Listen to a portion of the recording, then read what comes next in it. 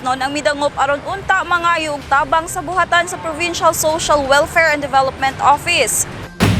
Kini aron mangayog tabang sama sa reseta sa tambal, dugo ug uban pa. Apan unang higayon sa kasaysayan sa pamunuan ni Governor Bambi Imano nga nabalibaran ang katawhang kabus tungod kay kasamtangan pa nga epektibo ang Temporary Restraining Order kan TRO nga gipagawa sa korte pagpugong sa implementasyon sa 2020 annual budget.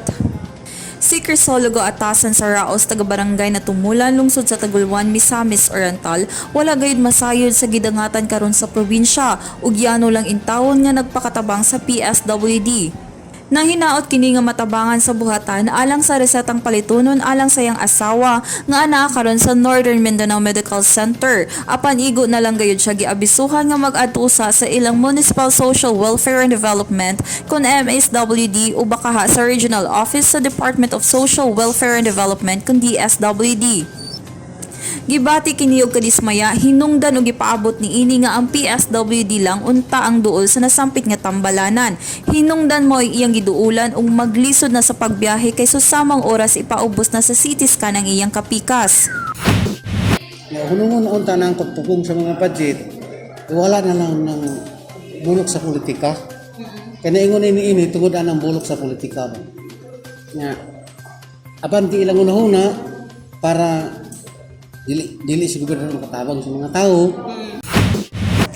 Samtang sa iyang bahin ni Janice M. Daamo, tagalungsod sa Balingasag ning Lalawigan, midangop gihapon sa buhatan aron magpatabang apan nabalibaran og susama ni Saraos giabisuhan nga dito sa mangayo sa tabang sa MSWD ug DSWD. Patabang gid na sa among bisita sa among tambal sa mga anak sa Kemo. Tapos kaka-avail man mi ana permi. Dayon karon murag gihold man gud ang tabang sa kay Governor Bambi Imano, so gi-refer ko nila dinhi sa PSWD. Then paabot sa PSWD, gihold man gyapon ang tabang nila.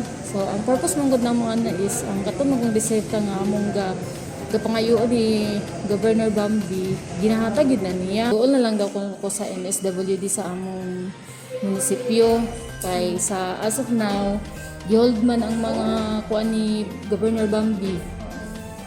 So amo hangyo lang unta dili lang ta nila i-hold kay daghan kayo may makaabil sa services nga ilang giyon for sa amo labi na gid sa mga medicines nga among gaiduol kang Governor Bambi nga ginahatag pud niya sa mua.